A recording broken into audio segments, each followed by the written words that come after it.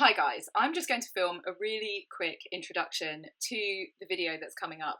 I am interviewing William Burkhardt about all things networking. So we're going to be talking about online networking with other authors and finding customers, and we're going to be talking about in-person events as well. The reason I wanted to film a very quick introduction is because there is so much chaos on my end of this video. So I'm just kind of filming a very quick explanation for what is going on here. Now, as you can see, I am in a loft conversion where I am hiding from my family. It's the evening, the family are in, and this is a quiet space that I can be in.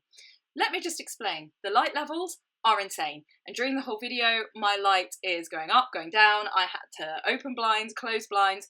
Also, because I ended up having to close windows because of the light that was revealed. So here's the thing, these are Velux blinds by me. When you have Velux blinds, obviously they're flush to the window. So if you close the blind, then it makes that completely dark. Like look, completely dark. Well, it doesn't really illustrate it that well, but obviously if I open the window, it's gonna let all of the light in. So it was a whole thing. My light levels are crazy. So bear with that, but also because I had to close the windows because of the light levels, I was also slowly melting. So apologies for the fact that I'm clearly also really, really hot. It's not the menopause, it's the lack of air conditioning, okay? So that's your caveat. Apologies for having to introduce this video. I am nothing if not professional. We know this if you have followed my channel for a while. This is real life. It's chaos. It's a family home. It's an evening trying to find a time to talk to someone who's on the other side of the world. And this is what transpired. Our talk is interesting. Ignore me having a melty, sunlighty breakdown. And so I am joined today by William Burkhardt, who is here to talk about specifically sort of networking, meeting other authors and how important that is. But before we get into any of that, Bill, why don't you introduce yourself and your books and tell us all about what you do? Yeah, so I'm 43. I grew up on the East Coast of the United States. I started publishing in 2014 before there was a huge community. I was just kind of on my own, and my first two books, they're like my children who I from another time. It's like, oh, they don't exist. I did my first two books, which are like kind of fantasy type things, and then I kind of took some time off. I had my second child. I wasn't sure if I was continuing after having not a lot of success with two books, but then in 2020 I just got back on the horse, and three more. I'm actually on number 7 now. My genres are just kind of all over the place: fantasy, horror, sci-fi. I feel like everything kind of always comes back to horror. That's just my thing. I don't know, but and then I just kind of fell into like the editing thing by accident, and it's been a crazy couple years. I feel like we have some parallels because for me, everything's always interwoven with the kids as well, and I'm 7 books in as well. Do you write what you read? Is that the genre you're sitting in, or? Yes, I know there's kind of like an old moniker, write what you want to read, and I'm a firm, like that's something that I write for me. That sounds selfish, I know, but I'm my hugest fan. That also sounds kind of selfish, but I just kind of write for me. It's and it's just kind of all over the place. Yeah. But I always figure that with publishing or anything creative being such a strange business, that we never really know how an audience is going to take a book, even if we think we've ticked all the right boxes, that ultimately, if you as a reader would like it, then the chances are that other people would also like your book.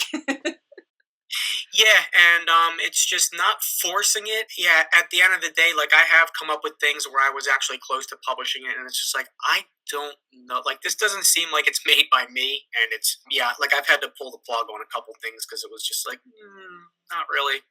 What's your most recent book to come out? I released one, I believe, January. It's called Doral Song. It's like there's a space colony. This is like way in the future, and all the people on it are killed, and they basically send these 2 teams. It's like a science team, and then like kind of like an army type team. So it's kind of it is sci-fi and it's horror, but it's written in a way where there's so many characters I'm just throwing at you that there's kind of someone for everyone, and it hasn't had a huge, like I don't have a huge, a couple people have read it. It's just so hard to find time to convince people, and but like I'm finding that people who are not necessarily fans of the genre are kind of like like this was kind of something I was into. Tell me about the editing side of things then. Is that something that sort of came from the writing? How does that work?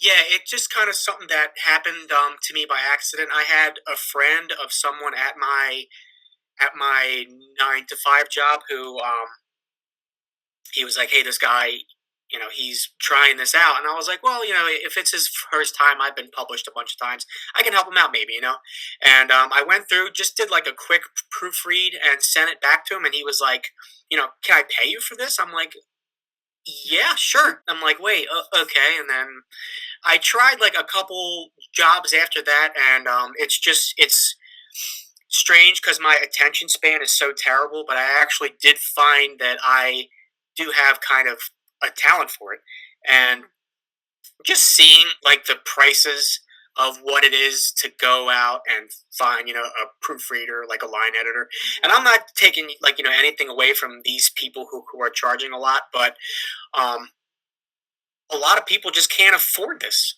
And so I see all these people, in the indie community who are just like, okay, I guess I'll just publish. And then, they're, coming into these problems. So I thought it's like, why not try to help out, and it's been crazy. I don't know how it happened, but I've had maybe like a month and a half total over the past almost 2 years where I haven't had a job. I don't know how this happened. It's crazy. So you're sort of a bridge between the paid for editor, offering a service whereby somebody who hasn't got that skill set can afford something. I think that's really good. That's because it's like you shouldn't have to just put it out there and hope for the best, especially if you've spent so much time on something. Sometimes like you just need a second pair of eyes, and that's just like that's not taking anything away from a specific person's skill set. It's just sometimes that's what you need, and to see so many people kind of have this same problem, it's like why would I not try to help people out and get paid for it? Yeah, to get paid for your time, because we all have a finite amount of time, and you're offering a skill set that you have. And I mean, they say the easiest way to find a mistake in your book is to publish it, open it, and then immediately you'll find that mistake. Page one for me on my first book, page one, yeah. And it's just like honestly, it's forged so many friendships like along the way when you're so involved in something that someone has put so much into, and they're trusting you, and you both come out of the experience happy. Like that's the kind of thing where like you're gonna be, talking to that person coming back. I'm pretty much friends with everyone who I have, been involved with a job with, especially if it's someone who I like. I have people who have hired me like 3-4 times, and we've like you come to know these people extremely well, and that is awesome. That's one of the most rewarding parts about it, Well, and that kind of links up with what we were going to talk about today, this idea of meeting other people and how important that is. I mean, how do you meet your editing clients? Is that through social media? Yeah, 100% through social media. I have a lot of people ask me, like, what's your site? And I'm just like, you can find me on the socials. And it sounds so not professional, but I've done all this work just through pretty much Facebook, and it sounds crazy, but TikTok. Right. I've had a couple people on Twitter, but yeah, I just have, and then like friends of friends. Somebody, hey, like I'm trying to find this too. Well, this guy, like he did my book, and so there's been a lot of that, like a lot, which has been so helpful. It's just all socials. It's crazy. I've just just all socials. So do you have a favorite social media that's the one where you're connecting with people the most? I mean, I think probably YouTube is my go-to. Yeah, I was gonna say you're like been here a while. The queen of YouTube. Yeah. I mean, thank you very much. Not quite, but yeah. But I think I quite like Instagram as well, and I think for me, those are the ones where I'm consuming content. So then they're the ones where I'm meeting other people more organically, rather than trying to like put the effort in. Do you feel the same? Yeah, I feel like an important thing is finding which platform, like not just the platform that you have the most fun on, but the one that is most effective. Like when you see your stuff on your channel, like you can tell, like this is the platform for exactly what you're doing. I guess primary one would be, Meta or whatever they're calling it now. That's where I found my wife on there. It's crazy. It's just something about that platform that it's very effective for me. And then TikTok was the surprising one because for the longest time I'm like, this is the stupidest platform, and I still do kind of say that because it is like it's very chew up and spit it out as far as the culture.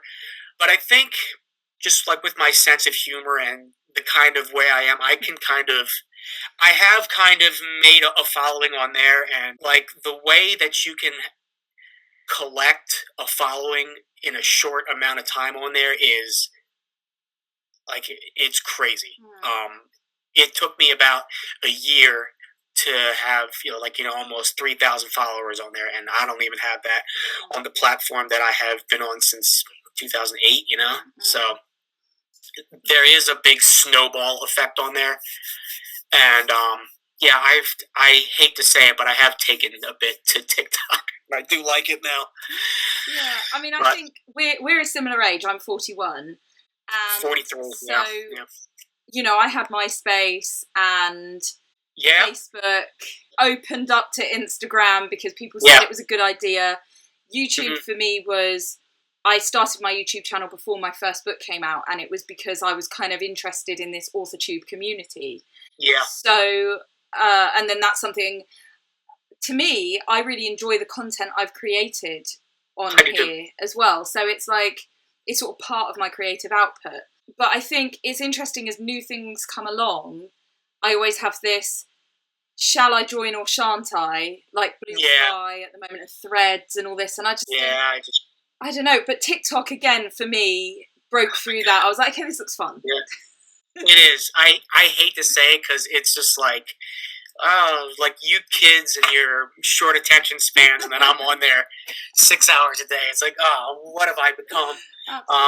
And it's funny because I have people at my square job, I like to call it, who are like in their 20s, and they think my page is hysterical, and I'm just like, I'm 43. Like, why are you guys on my TikTok? It's like, you're so full of it's just, it's very strange. So I guess I've been encouraged a bit, by these young people. I have to say I have a similar thing because, so I have teenage kids and I'm a school teacher. And so people find my social media, so that might be my children's friends or children that I teach. So I'm very careful with all of my social media about how I'm portraying myself. But that's difficult. I mean, in person, I'm a lot more sweary. I can't imagine that. That's so funny. Thank you. My sense of humour is a little bit darker than what I'm portraying online. But that's why I think we get along. It's like there's something that's clearly not all there with you, and I think that's why. That's right. Yeah. But I feel like social media is such a useful space for meeting other people because predominantly we are sat alone, typing away. And I think a lot of writers are sort of introverted or neurodiverse or whatever. So I think it's really helpful to be able to meet people online because the local community might not be very active or hard to enter into. So yeah, for me, having social media and being able to see, there are other people out there doing what I do and make those connections is really helpful. Yeah. Like, that's funny, like, that you said something about school. Like, I've been speaking at my old school since 2022, I guess. I just go, like they have a career day. And the first time I was there, every single class, like, they asked me, "Are you on TikTok?" I'm like, "No, I'm 43." Over and over. So finally, after that, I'm like, I guess I should, like, and that's where that all started, because they were like, "Are you on here? Are you on here?" It's like, I guess this is important, but I don't have the like. I try with some of the other ones. Twitter, I'm on there, but I don't know. I have tried Twitter like 3 or 4 times, and it's just not for me. I don't know why. I can't explain it. It's just not. Yeah, with YouTube, I'm still trying, but it's so sad. Like, my son has 10 times the following I have, and he's 11. It's like, oh. Yeah. I mean, these young people, they know how to do it. It makes me laugh when kids I know say, whether that's like my children's friends or kids at school, say, "Oh, I found your social media." I'm like, yeah. You must find that so fascinating, because I am so interesting, and there's obviously nothing that they want to know about. And in fact, I probably should make a point that obviously that is a complicated thing if you work with children and you're online. And as I say, I walk a very fine line to make sure that everything I have online is appropriate. And I also tell any employer I have that I have social media, so that they can make a decision if that was a policy that they had, or they can check on what I'm doing. And I had my social media screened recently, which was fascinating. By an employer. They looked at my, like, whether I was stating political views and whether I was cursing and whether all these things, and it sort of flagged up any posts where I was saying anything controversial, and it didn't find very much, which is good. I'm doing the right thing. Yeah, I was about to say, why you? Like, what set off? It's like, oh, we got to keep an eye on her, clearly. No, it's just a policy. Some workplaces have these things. But yeah, that was interesting, because normally they kind of just don't care. Yeah, interesting. So online, I always think it's really interesting, because I think it's helpful.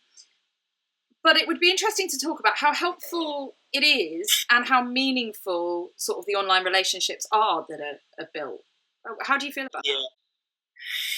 Yeah, one of my problems is whenever I have a job, I always have trouble at the end of the job. It's like, oh, like, it's been so fun. So I have to kind of draw it back sometimes. I don't know if I'm clingy. It's hard for me to close the door on some things.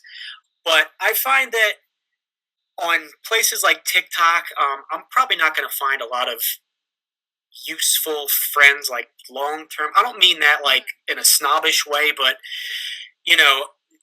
I've spoken to a lot of the people on the other platforms for a while, so it's hard, like, to pick and choose, but there are meaningful ones, and then there are ones that are just transactional, obviously.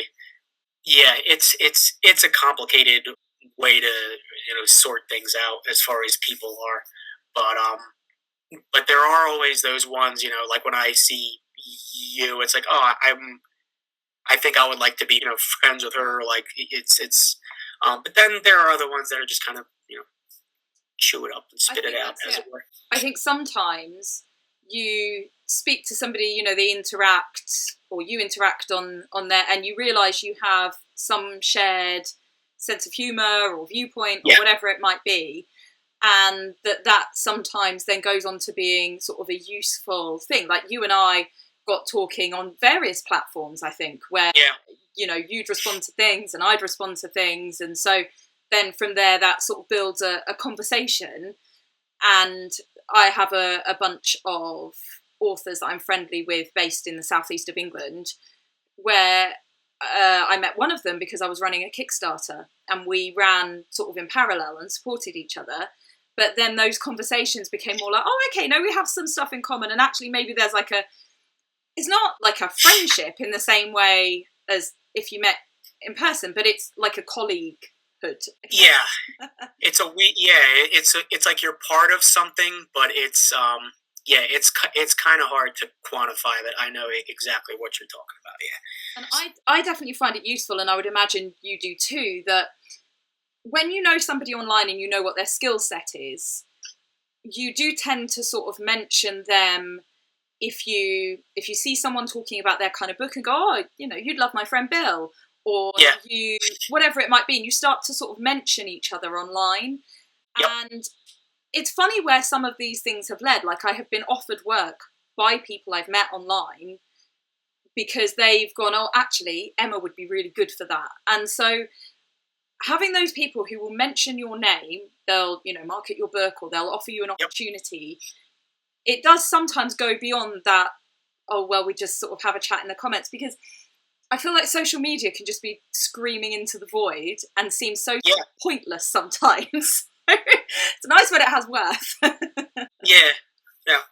It's interesting. But like I actually just had something like that happen about 48 hours ago. It was like, oh, like this is something that like I think this person would be, and I sold an audiobook. So it's just it is a very slow process. I think a lot of people expect when they publish, it's like, here come all the people. It's like you have to really fight tooth and nail sometimes to convince people to take on something that is going to, take up so much of their time and their effort, and when there's so much other stuff out there. It's just funny. People start out as a thread, and sometimes you pull, and it's just fun to see how far it can. It's like now we're having a conversation on here. It's just funny where things end up going. I'm not even sure where I found you. It's just I just started watching you. It's like, oh, okay. It's funny because I feel like, a lot of my time on social media, I'm fully aware, is wasted. Like, oh yeah, it's glorious. And I know that I could be writing or reading a book or doing something far more valuable with my time, but it's an opportunity to sort of switch my brain off, I guess. Yeah. And it's fun and it's creative. Yeah. I think it's hard to strike that balance. I definitely over the years have reassessed how much time I spend doing certain things online, which actually was why the podcast went. I really liked doing the podcast, but it would take me a whole day. Time consuming. Yeah. I don't have a whole day for something that doesn't make me any money, sadly. Yep. Yeah, I've had to rein myself in on several occasions with social media. I remember a long time ago, I used to have tons of just like those pointless arguments, politics. It didn't matter. And I had to stop that. It's like, I'm just not going to fight with people, especially about politics. And as soon as I cut all of that out, it's like, wow, I'm more like, I feel like my time is not under siege by this stupidity. Yeah. And the next thing I did is I turned off all of the sounds on my phone for TikTok, Facebook. I already spend plenty of time on there. I don't need my phone calling me over and be like, hey, there's some stupid comments that you're going to want to see. Like, yeah, it's a very slippery slope because, like I said, I've like essentially started a company just off the backs of these social platforms. There have been friendships formed, but at the same time, it can just turn into this hole. And you just fall into it, and it's like I've spent 6 hours doing nothing, Yeah, I think that's the difficulty. I think for anyone watching this, it's helpful. Like, I've had people buy books, I've met customers, I've met repeat customers, like real loyal fans. I've made connections with other authors that's made me feel less alone. I've, had people who've offered me work and opportunities and all of this, but I have also wasted huge amounts of time on nothing. Yeah. Like, I couldn't, like, if they could put all the time in front of us, it's like, man, it would be sad. But, like, you have to find ways to just rein yourself in. Mm-hmm. And that's something that I hear from like, almost anyone who's been, published with, like, like a 6-figure contract. It's like, my thing is, like the socials, they will suck me in. Mm-hmm. And so no matter who you are, it's a problem Yeah. for everyone. Yeah. And it's supposed to be like they made it, so it sucks you in. I think you need to be on some social media platforms, and I think, as we said, there's the ones that you're drawn to, and like for me, I don't really use Facebook. It just copies across from my Instagram. I left Twitter for political reasons. You know, you find your vibe, whoever you are. You don't have to do it all because you're just, going to drown. You can't. You can only put so many hats on your head. It's just like, like at some point it becomes, counterproductive to like the social media. If you're just throwing too much stuff at the wall, that's not good either. And how about the sort of in-person scene for you? How is it where you are?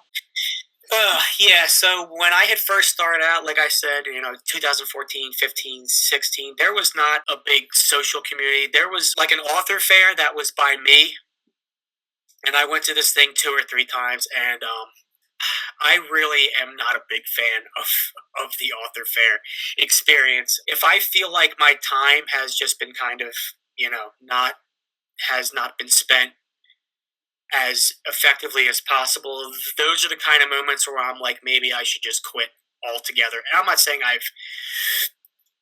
have seriously come to that point, but like I have been to like, fairs where it's been, 3 to 5 hours and I made $20.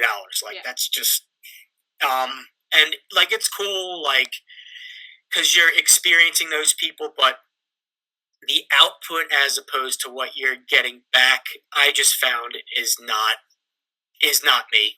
I'm not great at the in-person like events either, but I do force myself to have some of them, because if I just cut myself off completely, you're letting, the anxiety have its win. And the hardest event for me is always the career speaker day, like when I go, because I have to just talk for like 2.5 hours straight to 13 to 17-year-olds. They're a tough crowd, and but every year I sign up, and then I'm like secretly trying to find ways to. It's like, oh, I have a flat tire, or my kid's sick, but I force myself to, like I tell myself, it's not about me. It's not about me. This is my old school. It's important. And at the end of like, every time, I always feel like I'm so happy I came today. But the in-person things are very hard for me. And if I feel like it's not worth it, it's very hard. I want to like have an event where there's thousands of people coming up and I'm signing books, but it's hard. It's hard. I don't like the in-person events. Yeah, I mean, energetically, I think for anyone, it's so much easier to sit at home and let either social media or paid ads or whatever do the selling for you. I feel it's helpful to do some in-person selling events because you learn the kind of people that like your book. You learn to talk about your book. You sort of get over the imposter syndrome a little bit. But I mean, I absolutely had those opportunities. Yeah, like you're creating opportunities because, like, if like a lot of times when something crazy happens, it's by accident. Like when I started, like the editing company, it just fell into my lap because I was, I showed up at a certain time in a certain place, and it just happened. Yeah. And like my problem too is like I'm a terrible salesperson. If you tell me no, I'm like, I am done. I'm done with you. I'm not going to be like, well, come on now. I don't have the energy. I don't have the personality for it. Hey, I'm British. We can't. I'm so awkward.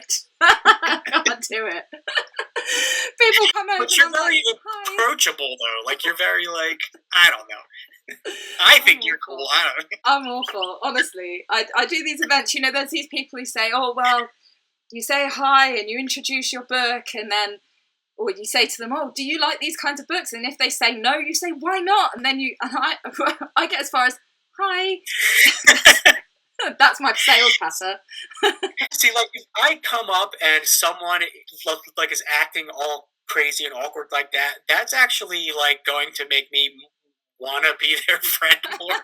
Like, oh, okay, what's going on here? Like, It makes me laugh so much because people in the UK, I don't know about the US, if they don't want to buy your book, they can't just say, no, I don't like it. They will, they'll pretend, they'll say, oh, I'm coming back later. Or they'll just walk away and not say anything. No one can just say, no, thank you, we're not capable of it. It's the same way here. Like at the first author show I ever had, like I had someone say, yeah, like this looks cool, but I have to hit the ATM. I don't have any cash on me. I'm like, all right, And I left the consecutive show after that. They came back and were like, I tried to find you. I had the money. It's like, it's like the one time. It's like, I left. Oh dear. But they got the book, so it just took a whole year later, and oh my god. I did one once where I'd been selling at this event all day, and I was making a loss, and somebody came and bought a book, and that put me over into, I'd made like £1, and so I was thrilled, and the transaction didn't go through. I was like, oh no. So somebody messaged me on Instagram and was like, oh, hi, I bought your book, blah, blah, blah. And I said, oh, I know this is a bit uncomfortable, but I don't suppose you are this person. The transaction didn't go through. And they were like, no, that's not me. Sorry. It's like, okay. Then I had some other interaction with them a day or two later where I didn't recognise them. And I asked them again. And I was like, oh, man, I look so desperate. But I was. Because I needed to have made some money, or it was a complete... I mean, frankly, at these things, I just always think the main thing is to have had a nice time and to have made some connections. It's been a positive thing. But I would like to be compensated for the time I have spent. Absolutely. And you never know when you say you're going to do these events, and I've done small local ones and great big sort of multi-author events, and you can never tell until you've done it, and I'll always give something a chance, but it's so soul-destroying to just sit there for an entire day and nobody wants to talk to you. Yeah. And I think part of like why I don't want to go to those shows is because of that. Like I haven't ever had like an event where I haven't sold anything. I've had one where I've sold one, and it's like I don't want to go any lower than that. I don't know if I can handle that, man.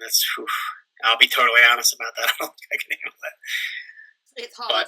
And I think, again, similar to what we were saying with social media, I think you have to be out there. I think you have to try, and it can be helpful to do events that you feel comfortable with to start off, or do it with a friend. I'm doing an event on Monday as I film this, a friend of mine, because it just helps the day go a bit better, and we can help each other, can look after each other's things while one of us needs to go to the loo or whatever. Yeah.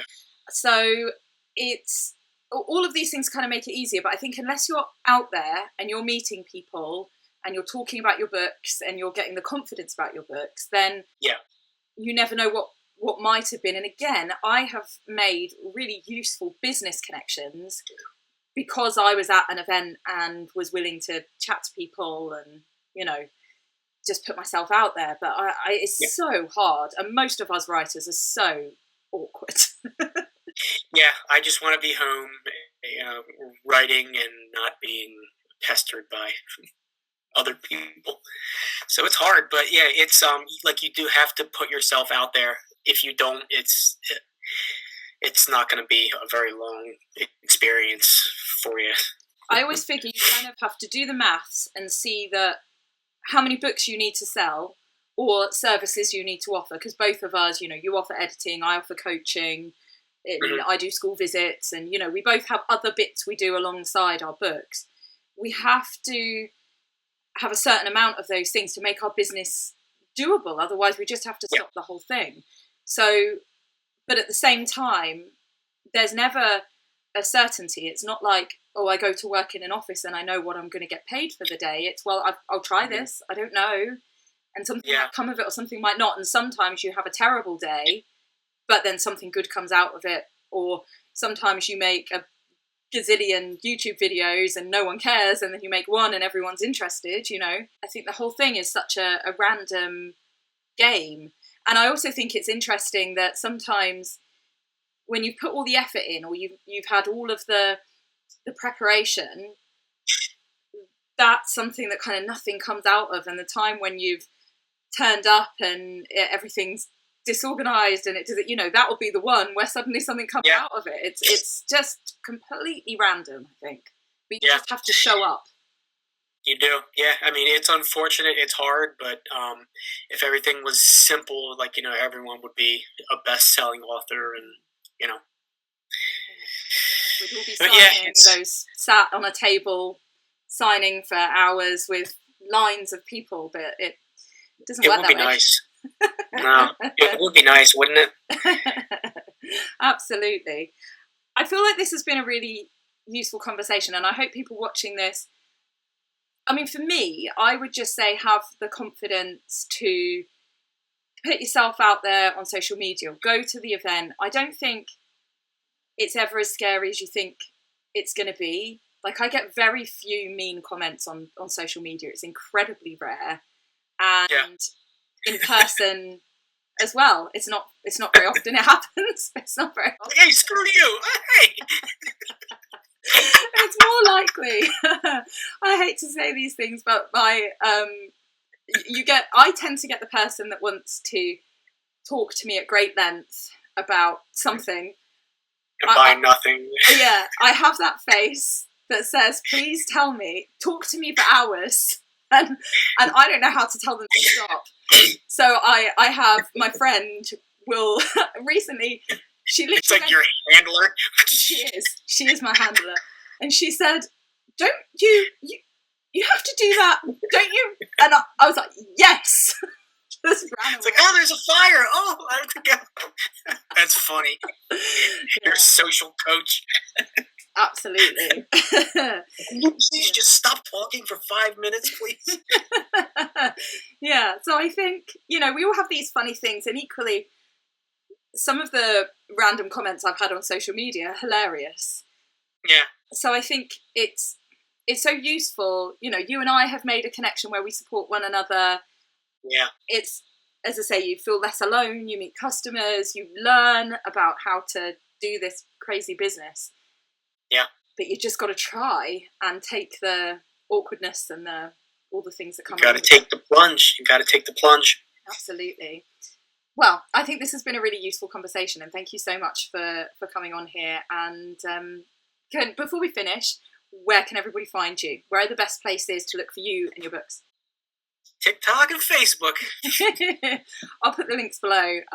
But thank you. Do go and check out everything that Bill is saying online. And thanks for watching this interview. See you all soon.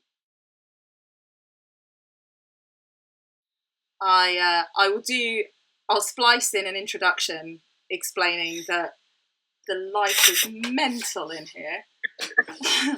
So, and that's very flattering when you can kind of convert someone, I guess. That's me. I'm going to just turn off my phone. I probably can't edit the end of that. I was about to say, it's like I put myself on silent. So. That's a professional here. I'm just going to put my phone on silent. It's here somewhere. It's there. Okay. Yeah. Good stuff. Excellent. That's great. Right, that's on silent. Cool. So... Man, it is bright over there. I know. I'm just going to pause you because what the hell? There we go. Bear with me. I can say all that again if you want. It's totally cool. I do not mind. It's going well, Bill. Honestly, let's get. This is so funny. As soon as you see behind as soon as you sit down. Where is that sun coming from? It must be here. It's supposed to be cloudy over in your country. The evening sun. Just there we go. Oh man. Right, let's get some light from somewhere else. No, not that one. No. There we go. Hiding up here from the children. That's yeah. better.